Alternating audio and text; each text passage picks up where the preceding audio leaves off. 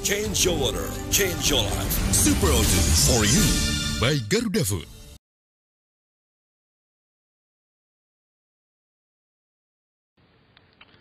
Pekan lalu kita sudah memulai dengan gegernya akibat testimoni Freddy Budiman yang diungkapkan oleh Haris Azhar. Waktu itu tidak terbayang bahwa ini akan jadi masalah yang sangat serius. Dan ternyata 3 instansi yang sangat penting di Republik ini, yaitu TNI, Polri, dan BNN, mengadukan saudara Haris Azhar kasus pencemaran nama baik. Sebenarnya pidananya pencemaran itu enteng-enteng saja menurut KUHP. Tapi jadi berat sekali ketika itu diambil alih oleh Undang-Undang ITE. Dan ada kekilapan atau kelupaan dari pembentuk Undang-Undang ITE, yaitu pencemaran nama baik. Selama ini dalam hukum pidana itu boleh-boleh saja asal demi kepentingan umum. Syarat yang dimaksud ayat 3 pasal 310 KUHP itu terlupakan dalam Undang-Undang ITE. Sehingga setiap pencemaran nama baik bisa diancam hukuman 6 tahun penjara. Ini ancamannya juga meningkat dari 7 atau 9 bulan menjadi 6 tahun. Sehingga bisa ditahan. Ini berat sekali, dan anehnya lagi Undang-Undang ITE tidak mencantumkan pasal fitnah seperti yang 311 KUHP. Luhut Pangaribuan. Tentu Anda banyak banget pengacaranya ini. Luar biasa ternyata Haris Azhar. Turun gunung semua. Saya dengan Mulia udah 15 tahun gak ketemu. Baru ketemu lagi sekarang. Udah sama-sama tua. Gimana Bung Luhut, Anda melihat kasus ini, dan juga mungkin bagaimana kita mengkaji dari Undang-Undang ITE yang di forum ILC juga salah satu yang bertanggung jawab membikinnya dari Kementerian Kominfo itu mengakui bahwa itu keliru. Karena itu ada revisi sekarang. Tapi kalau tidak pakai itu, pakai 310 KUHP, menurut Anda bagaimana? Layak nggak? Bung Karni, saya mulai dulu dengan pernyataan akan fakta tadi bahwa ada hampir 200 sekarang advokat yang secara spontan ikut di dalam tim di mana saya jadi koordinator. 200? Hampir 200. Kalau sidang, masing-masing baca pledoi berapa bulan? Nah, ini yang perlu akan saya sampaikan. Dan ini saya kira apresiasi yang luar biasa karena apa? Mereka semua ini secara pro bono. Saya kira Bung Karni tahu bahwa dalam profesi advokat diajarkan bahwa kita harus peduli terhadap kepentingan umum, peduli terhadap kepentingan masyarakat, dan itu yang dirumuskan dalam kode etik sebagai pro bono. Jadi para advokat ini secara spontan setelah melihat di dalam media apa yang dialami oleh Haris Azhar untuk ikut bergabung. Dan jangan bayangkan bahwa ini seperti tawuran, jadi rame-rame pergi ke pengadilan, bukan. Tapi ini dalam konteks advokasi, karena persoalan Haris Azhar ini tidak persoalan tadi pencemaran nama baik atau penghinaan seperti mana dikatakan tadi, tapi juga persoalan bangsa ini itu pemberantasan narkoba yang Presiden Jokowi mengatakan bahwa ini kejahatan luar biasa. Jadi kalau dikatakan kejahatan luar biasa di dalam hukum atau disebut organized crime, itu dimensinya internasional, tidak lagi nasional tapi internasional. Nah oleh karena itu maka tim ini nanti selain nanti kalau sungguh-sungguh ada proses hukum, tapi juga diarahkan untuk membicarakan ini. Narkoba sebagai organized crime yang selalu juga diikuti misalnya money laundering, tapi juga ada korupsi. Nah, tiga-tiganya ini masuk di dalam kategori yang disebut international organized crime. Tapi bagaimana kalau dari yang diuraikan Haris Azhar, ternyata itu ada unsur fitnahnya. Untuk 311 tidak berlaku lagi kepentingan umum. Bung Karni, ya kalau dibaca itu yang dikatakan, yang disampaikan, yang publish oleh Haris Azhar itu cerita dari Freddy Budiman. Dan sebagaimana diketahui, dia tidak sendiri kan mendengarkan itu, kan ada orang yang lain. Dan dia berusaha memverifikasi, walaupun itu bukan tugasnya. Dan perlu saya tambahkan juga, kalau kita berbicara hukum, setiap orang mempunyai hak untuk menyampaikan kepada yang berwenang, manakala diduga ada satu tindak pidana. Kalau pegawai negeri itu wajib hukumnya, itu dalam pasal 108 KUHP. Jadi apa yang dilakukan oleh si Haris Azhar ini adalah menjalankan haknya. Dan salah satu unsur di dalam pasal 27 Undang-Undang ITE itu adalah tidak berhak. Dan dia berhak untuk itu. Dan yang kedua, telah disampaikan kepada berwenang. Sebagaimana sudah menjadi publik. Dia sudah sampaikan kepada presiden. Sudah disampaikan kepada presiden. Dan presiden berwenang. Nah, kalau presiden misalnya tidak melakukan sesuatu, jadi misalnya tidak memerintahkan Kapolri, tidak memerintahkan BN melakukan sesuatu, atau Jaksa Agung, nah itu jangan dibebankan kepada Haris Azhar. Mereka bilang tidak layak itu dituntut pakai undang-undang ITE ataupun KUHP. Terima kasih, selamat malam. Assalamualaikum warahmatullahi wabarakatuh. Yang kita hormati sama-sama semua para senior, para termasuk sesepuh kita, Bapak Prof. Dr. Andi Hamzah, guru kami juga, dan tentunya para seluruh hadirin yang kami hormati. Pertama-tama kita dari Polri terima kasih Pak Karni untuk kita urun rembuk ya Pak Karni, forum ILC ini untuk mencari yang terbaik untuk bangsa kita, intinya itu. Tentu berkaitan dengan masalah-masalah hukum di negara kita. Berkaitan dengan apa yang testimoni Freddy kepada Mas Haris. Sebagaimana minggu lalu kami sampaikan juga, Polri menyikapi sebagai informasi yang penting. Itu adalah yang kami sampaikan kemarin. Dan setelah kami bertemu dengan Mas Haris, memang waktu itu Pak Kapolri baru perintah kepada Divisi Propam untuk menindaklanjuti.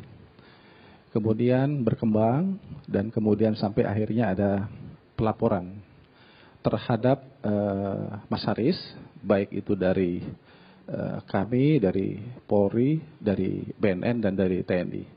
Berkaitan tadi yang sudah disinggung oleh Pak Luhut dan rekan-rekan untuk kaitan dengan masalah pencemaran nama baik atau di sana berkaitan dengan muatan fitnah. Jadi tidak ada pasal 310 dan 311 dalam laporan itu yang kami lihat. Dia fokus memang di 27 ayat 3. Yaitu setiap orang yang melakukan penyebar luasan dapat teraksesnya informasi elektronik atau dokumen elektronik yang memiliki muatan fitnah dan atau pencemaran nama baik.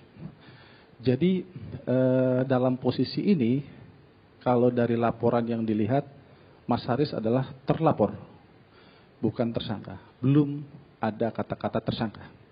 Dalam hal ini berarti tentu masih perlu dilakukan langkah-langkah penyelidikan, pengumpulan fakta, bukti, bahwa apakah Mas Haris ini layak menjadi tersangka atau tidak. Tetapi tentu dalam hal ini semangat daripada kami Polri, sebenarnya ingin sekali juga mendapatkan suatu hal yang adil, fair, yang berkembang dalam masyarakat. Artinya itu, kita harus meyakini bahwa apa yang diucapkan Pak Freddy kepada Mas Haris, kita harus yakini belum tentu itu adalah sebuah kebenaran. Kita harus yakin itu. Jadi apa yang dikatakan itu belumlah sebuah kebenaran yang berkembang tentunya dengan adanya suatu penggiringan, suatu opini, asumsi, pendapat. Ini adalah sesuatu kondisi yang sebenarnya sangat tidak menguntungkan kepada kami. Artinya juga jalan yang ditempuh ini adalah jalan dalam konteks ingin juga menguji secara hukum. Gitu loh. Karena dalam khusus yang berkaitan dengan kepolisian, dikatakan di situ adalah pejabat Polri menerima uang dari Freddy itu 90 miliar. Pejabat Polri itu tentu banyak, mulai dari Pak Kapolri itu adalah pejabat Polri sampai ke bawah. Dalam level-level tertentu bisa katakan sebagai pejabat. Tentu ini sangat mempengaruhi kepada internal kita, Pak Karni. Karena apa? Kita sedang membangun suatu kondisi soliditas dalam menghadapi tantangan, ancaman, tugas yang dihadapi dalam mengemban misi negara ini. Jadi soliditas yang kita kembangkan itu dengan adanya isu ini nggak main-main gitu loh. Jadi orang di dalam sendiri bisa bertanya-tanya, benarkah nih pejabat kita seperti itu? Karena ini kan suatu kondisi yang merugikan kita dalam membangun soliditas yang kita tengah bertempur, berperang, termasuk melawan narkoba. Kemudian juga tentu berkaitan dengan eksternal pendapat masyarakat. Kita tidak ingin Polri ini terjadi distrust kepada Polri. Sangat tidak ingin, itu yang kita takut. Buat apa kita akhirnya tidak dipercaya masyarakat kalau istilahnya tugas kita tidak dapat dijalankan dengan baik. Artinya kepercayaan publik itu adalah segala-galanya buat Polri.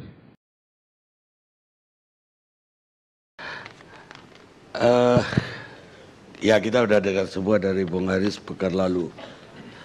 Coba ada yang masih menyangkut sebenarnya. Pertama, jarak waktu 2 tahun tersebut. Rasanya orang yang mendengar itu belum puas. Alasannya tidak dari dulu-dulu menyampaikan persoalan itu. Bahkan ya kalaupun ada pemilihan presiden, ada konflik antara KPK dan Polri, itu kan temporer sifatnya. Ada waktu-waktu yang jeda. Kenapa tidak waktu itu dikemukakan oleh Bung Haris? Itu pertanyaan. Kedua, ya ini kan persis Freddy Budiman.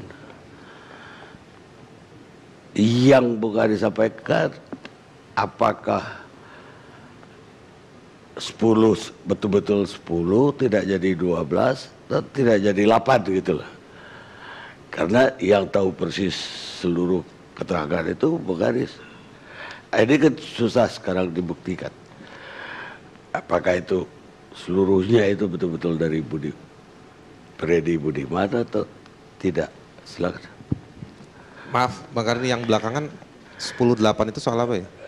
Ya, kalau orang cerita sama kita 10, kita bisa aja cerita ke orang lain jadi 12. Oh iya, iya. Atau kita Lebih potong kurangnya lagi dari yang diceritain orang itu. Yang penting menurut kita aja 8 yang kita sampaikan. 2 tahun menurut saya itu bukan waktu yang lama, itu sebentar. Jadi kalau misalnya Pak Slamet bilang itu sudah 2 tahun, bisa bubar tuh fakultas arkeologi di UI. Ada fakultas sejarah. Jadi dalam ilmu hukum juga ada yang kadaluarsa 10 tahun, 15 tahun. Artinya memang memungkinkan itu. Dalam soal pelanggaran hak asasi manusia, ada lagi namanya komisi kebenaran, mengungkap kejahatan yang sudah 40 tahun lalu, 50 tahun lalu. Di Armenia diungkap kejahatan yang 100 tahun lalu. Jadi buat saya mohon maaf nih ya, saya ini kan sebetulnya mau membantu. Tidak usahlah nyerang-nyerang saya dengan alasan-alasan kenapa 2 tahun lalu. Kalau ada niatan baik bisa. kalau misalnya kejahatannya menghilangkan jarum kecil, 2 tahun lalu terasa lama. Tapi jika 1,4 juta ton, 1,4 juta pil, itu bukan sesuatu, 2 tahun itu tidak lama. Jadi menurut saya ukuran 2 tahun itu di mana? Gitu. Jadi itu satu dulu saya mau tegaskan dulu. Jangan kita menganggap bahwa 2 tahun ini bisa diselesaikan dalam 1 minggu. Enggak juga seperti itu. Bukan menyelesaikan, mengungkapkan itu lama banget disimpan. Betul. Saya akan cerita lagi Armenia tadi atau mungkin kejahatan lain di dunia ini, itu ada tekanan. Kalau dia ungkapkan, dia akan dihukum mati misalnya. Baru diungkapkan setelah rejim itu rubuh. Ada yang ditunggu. Kalau ini yang ditunggu itu apa? Yang saya tunggu adalah ketika namanya sudah masuk dalam daftar yang mau dieksekusi dan tanggal kepastian eksekusinya. Makanya saya telepon Johan Budi, juru bicara kepresidenan, hari Senin. Eksekusinya itu antara Kamis atau Jumat. Kenapa saya tunggu ada kepastian itu? Supaya dapat atensi di istana. Kenapa begitu? Karena Jaksa Agung harus lapor ke Presiden untuk mengeksekusi. Jadi saya cari titik temunya. Sebelum saya lapor ke Johan Budi, saya coba cari fakta atau bukti atau pembanding lain. Seperti yang saya ungkapkan minggu lalu. Saya coba cari pledoinya, tidak dikasih. Saya cari di website Mahkamah Agung, tidak didapat. Ternyata baru diupload setelah surat saya saya keluarkan. Jadi artinya ada administrasi peradilan juga yang buruk, yang harus kita akui. Dan kenapa itu berkasnya Freddy Budiman yang tidak ada?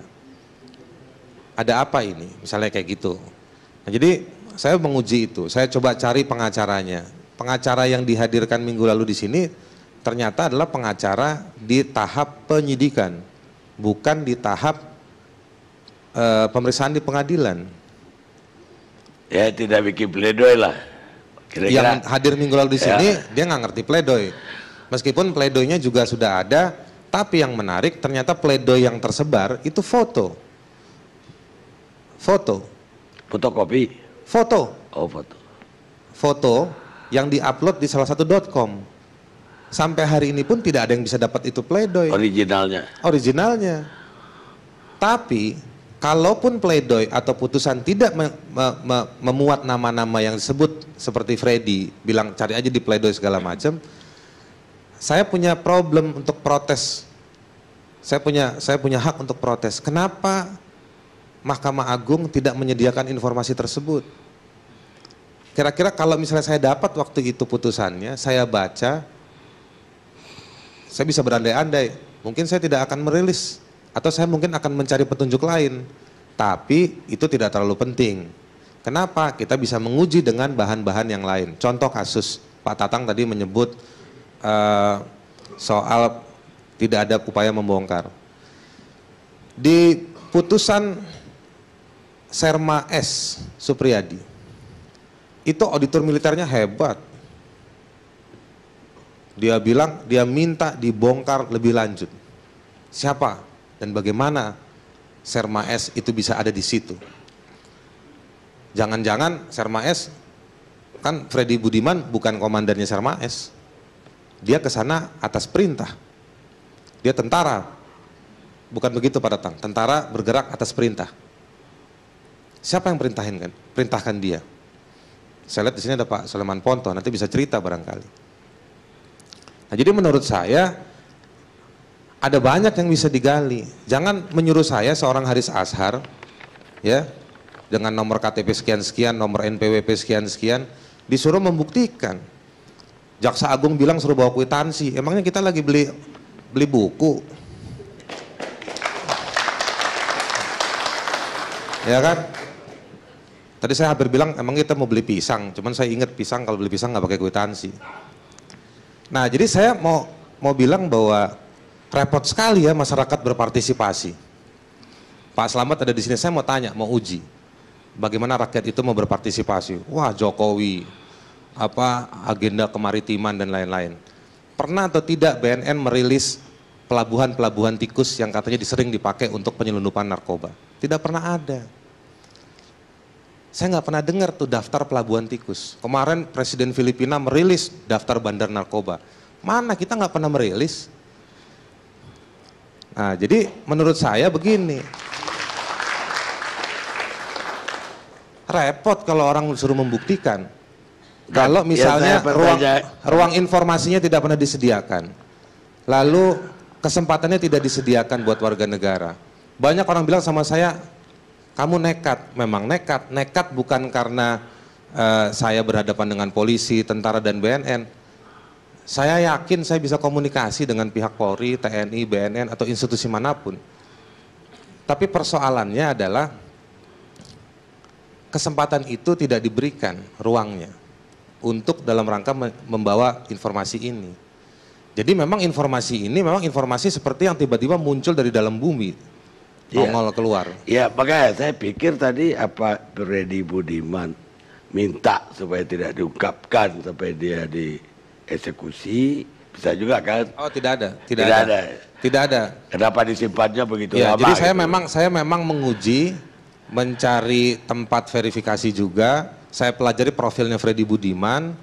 Kita mesti lihat ada coincidence, ada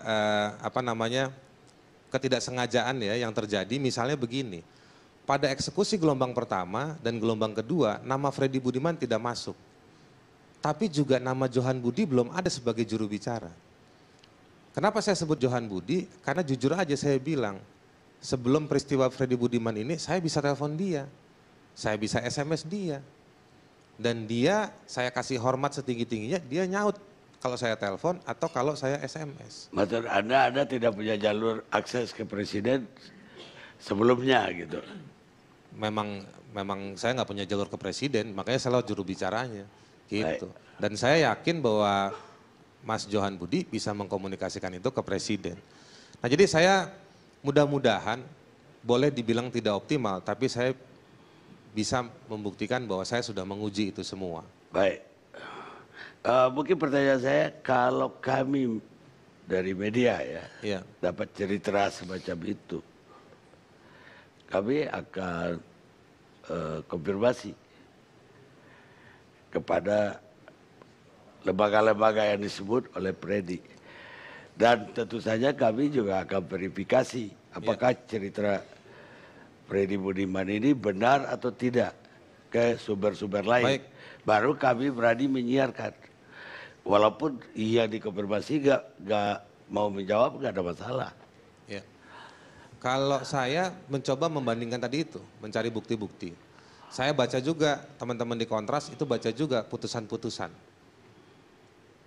Kita coba cari sumber informasi lain, itu tidak tersedia. Change your water, change your life. Super O2 for you by Garuda Food.